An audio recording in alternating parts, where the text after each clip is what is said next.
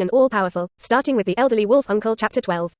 He removed the sunglasses on his face to reveal cloudy eyes, carefully walked over, picked up a rubber toy ball in the trunk, and put it in front of his eyes.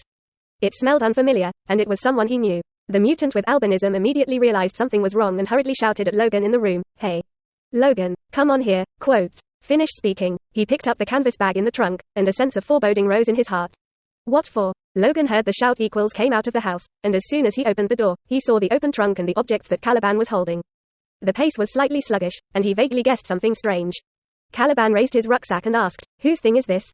Logan reached out and took the toy ball, narrowed his eyes and recognized it as Laura's ball, and his heart sank. How could this thing end up in the car?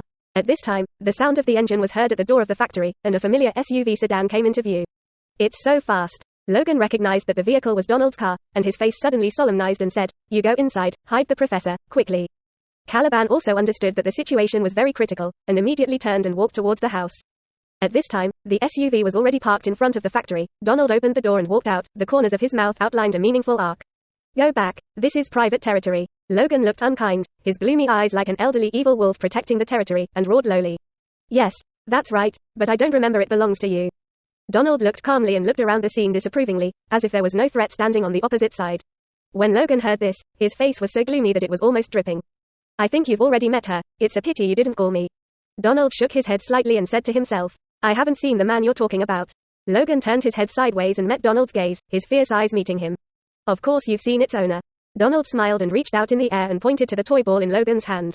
And yet, at this time, a steel pipe flew from behind and struck abruptly in midair, carrying a huge force to directly knock him out by gravity, and the petite figure standing at the steel pipe throwing place.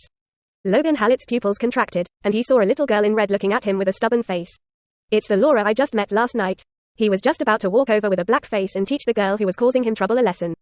Professor Charles sat in an electric wheelchair and walked out to block the way. "Don't scare the little one, she's the mutant I often tell you about." "What?"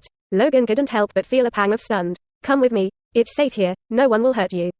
Professor Charles waved to Laura without thinking, and the little girl hesitated for a moment before nodding and following. Before leaving, he also forcibly snatched the toy ball in Logan's hand. Logan looked at the two people who walked into the house one after the other, and was also a little helpless, and complained in a low voice, "Forget it, whatever you want." Quote. Then he beckoned to Caliban and gestured, "This is someone from the Akali Transgenic Institute," and he drove him to the waddy bed. Quote. Caliban suddenly panicked, looked at the people on the ground, and asked, "What if he wakes up halfway?" Quote. Logan glanced at him, leaned down and took a pistol from Donald's waist and handed it to Caliban's hand. "You look at it." Quote. Caliban looked at the cold gun in his hand, and then at Donald on the ground, looking a little dazed. The other side. Chen Tian was staying in the convenience store and yawned boredly. There were no customers in the desert at this time in the past. Suddenly, several harsh brakes sounded outside the store, which attracted his attention, turned his head, and saw through the glass that several SUV cars were parked outside the door. A group of burly strong men walked down, their eyes revealing the murderous one-handed gun held on their waist, and went straight into the convenience store. Buy what? Chen Tian squinted slightly. Obviously these people were not here to shop at all. Sure enough, in the next second, without saying a word, this group of big men directly forcibly suppressed the teenager at the front desk, and his strong arms grabbed him and dragged him out. Chen Tian wanted to resist, but reacted instantly. It seems that the people of the Akali Transgenic Institute have discovered that Uncle Wolf took Laura. Everything is developing according to the original plot. However, he is the only exception. Since he planned to interfere in Uncle Wolf's originally miserable fate, there was nothing wrong with going with this group of people. Moreover, he also had to pick up Professor X's psychic abilities. Thinking of this, Chen Tian slowly stopped the movement of his hands and got into the car under their pushing. It's just that this ride is not comfortable. After arriving at his destination, as Chen Tian expected, Donald did not die, but also captured Caliban. Caliban felt the coolness coming from his temples, and his heart was even more cold. His nose wrinkled slightly, smelled a trace of the same kind of smell, and followed the sniff, and his gaze fell on a yellow-skinned teenager. It was the smell that belonged to mutants.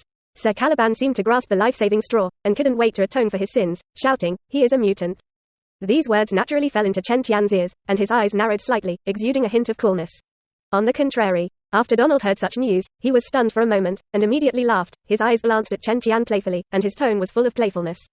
"No wonder you can talk to that old trash."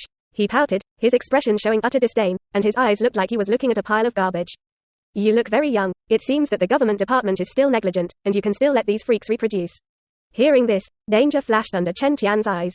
He remembers that Donald ended up dying tragically, but this time he had to die at his hands. The eyes are good, but let's look at your embarrassed appearance." Quote. Donald did not care about the unkindness in the other party's eyes, and sneered extremely rampantly.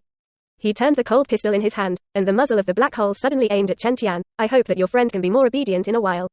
Otherwise there will be a big hole in your brain. Quote. Chapter 16. Pick up Uncle Wolf's superpower. Powerful Chen Tian broke out. On the boundless desert, a black SUV sedan drove mightily on the dust, raising endless dust and fog everywhere it went, forming billowing yellow sand on the open land.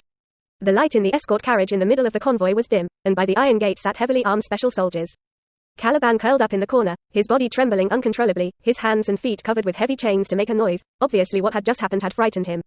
On the contrary, Chen Tian sat next to him calmly with an indifferent expression, without revealing the slightest flustered emotion. For him, everything that happened was under control, and with the current super self-healing factor, these guys were not afraid. Thinking about it, he adjusted his posture to make himself as comfortable as possible, and there was still a vicious battle to be fought. What is your relationship with Uncle Wolf? Chen Tian glanced at the thin albino mutant at the corner of his eyes. He didn't have a good impression of the Caliban who he met for the first time. Just now this guy could betray him. However, mutants are difficult to persist in surviving in this world, let alone selling an unknown person and doing anything to survive. Quote. Caliban heard the sound and looked up at him in surprise. Subsequently, he had already carved caution into his bones, and chose to keep silent about the unfamiliar teenager in front of him. It doesn't seem that you want to say it. Seeing that he was silent, Chen Tian didn't bother to ask more.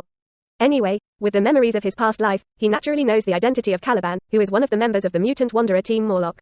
Has the ability to sense the presence of other mutants within a 20-mile radius. In the comics, he joins the X-Men team. In the movie universe, it was Uncle Wolf who turned to Caliban a year ago and asked the latter to help him take care of Professor Charles, but his personality was too cowardly and easy to give in. It also led to his later use by Donald and the GMO Institute. When there is silence, the convoy of the Akali Transgenic Institute is about to drive into the dilapidated factory where Logan and others live. The moment the mighty convoy appeared, the sky was filled with yellow sand, and the earth seemed to tremble. In the front SUV, Donald looked at the factory building that was gradually approaching in the main driver's seat. The corners of his mouth outlined a curve, picked up the walkie-talkie on the car, and said in a deep voice, "Start moving."